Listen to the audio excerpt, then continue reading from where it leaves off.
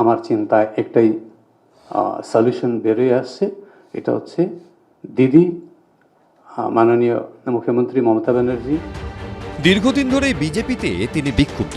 গত লোকসভা নির্বাচনে নির্দল হিসেবে দাঁড়িয়েছিলেন। এবার বিধানসভা ভোটের ঠিক আগে তৃণমূলে নাম লেখালেন কার্শিয়াংয়ের বিধায়ক বিষ্ণুপ্রসাদ শর্মা। তিনি নির্বাচিত হয়েছিলেন ভারতীয় জনতা পার্টির দল থেকে 2021-এ।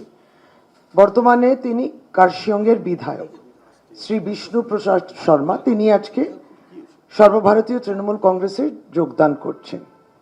আমরা খুবই আনন্দিত এবং তার অস্বস্তিটা আমরা বুঝতে পারতাম বিধানসভায় যখন আমরা দেখেছি তাকে। যেভাবে লোকসভা নির্বাচনে বিষ্ণুবাবু তিনি কি বলবো প্রায় মাটিতে মিলিয়ে গিয়েছিলেন, ঠিক একইভাবে 2026-এর লোকসভা নির্বাচনে বিষ্ণুবাবুর তৃণমূল কংগ্রেসে অন্তর্ভুক্তি, তৃণমূল এবং বিষ্ণুবাবু একই সাথে দুজন ডুববে।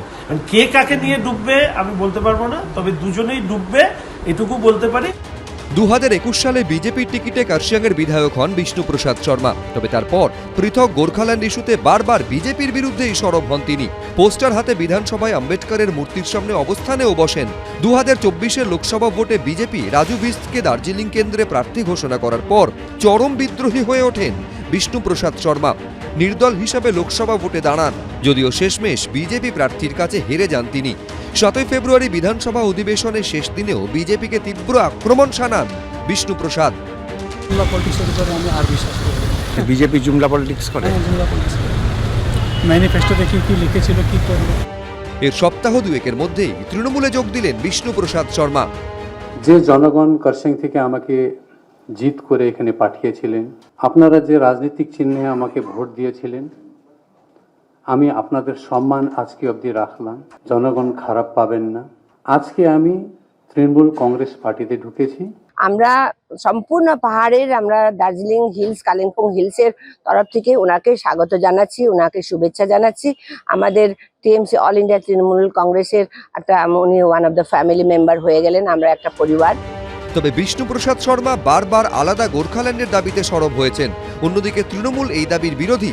তাহলে বিষ্ণুপ্রসাদ শর্মা এবার কি করবেন? গোর্খা জনমুক্তি মোর্চা তখন বিজেপির সঙ্গে ছিল, বিজেপির দাবি ছিল এটা।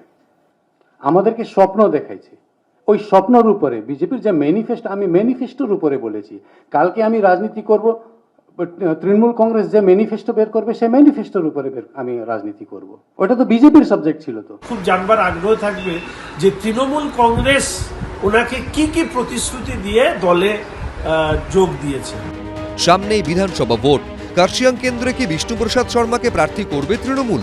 সেটাই এখন দেখার। কৃষ্ণেন্দু অধিকারী, সনৎ ঝা, এবিপি আনন্দ। এবিপি আনন্দ, এগিয়ে থাকে, এগিয়ে রাখে।